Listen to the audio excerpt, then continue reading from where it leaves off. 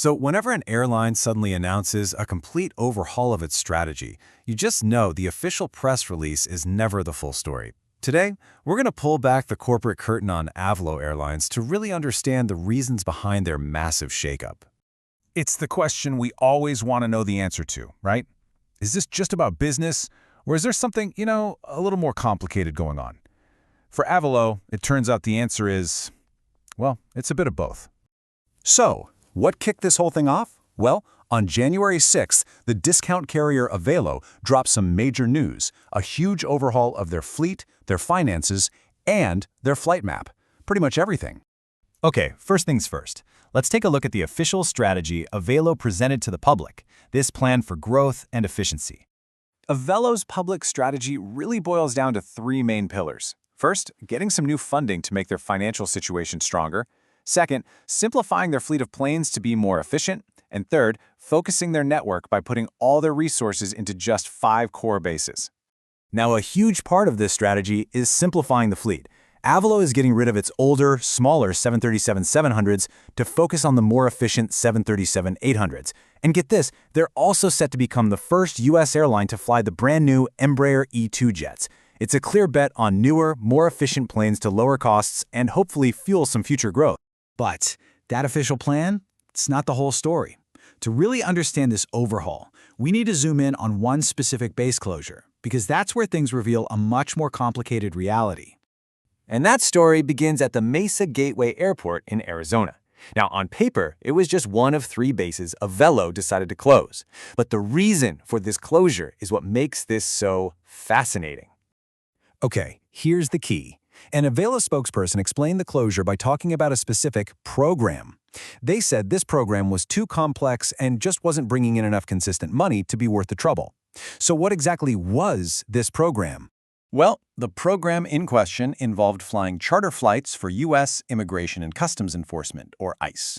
These flights are used by the government to transport and remove migrants as part of its immigration enforcement policies. Avelo's involvement in this was brief, and it was controversial. They signed the deal in April of 2025, and the very first flights just a month later were met by protests. So less than a year after it all started, Avelo pulled the plug on the Mesa base and took the ICE contract down with it. So you see how a decision that was driven by operational headaches in Arizona ends up having this ripple effect across the entire country. And, like any big corporate restructuring, this one creates a distinct set of winners and losers. Let's see who they are. This chart lays it all out pretty clearly. The losers are obvious: Mesa, Raleigh-Durham, and Wilmington, North Carolina. They're all closing. The winners, well, the bases that are staying open, of course. They're going to get more focus and more resources. Plus, there's an entirely new base planned for the Dallas area. It's a classic case of consolidation. You cut the complex or underperforming spots to double down on what's working. And if we had to pick just one clear winner in this entire shakeup, it would have to be the Delaware Valley, which is served by the Wilmington Airport in Delaware. Now, that's a completely separate airport from the Wilmington, North Carolina base that closed. And why is it such a winner? Just look at this number. In less than 3 years, Avelo has flown over 800,000 people from its Wilmington, Delaware hub. I mean, that is a massive success story, and it shows you exactly why the airline is doubling down on this location. And here is that resource shift in action. Those 3 planes that were based in Mesa, flying those really complex charter routes, well, they're being reallocated. Those 3 planes will now be based out of the successful Wilmington, Delaware hub, serving 10 popular leisure destinations. It's a direct swap from a low-revenue headache to a high-performing asset. So, after closing bases and doubling down on its successes, what's next for Avelo? Let's take a look at what the future holds for them. For the rest of 2026, the plan is pretty straightforward. First, they've got to finalize those closures in Arizona and North Carolina. Second, streamline all their operations around the remaining hubs. Third, get ready to launch that brand new base in Texas.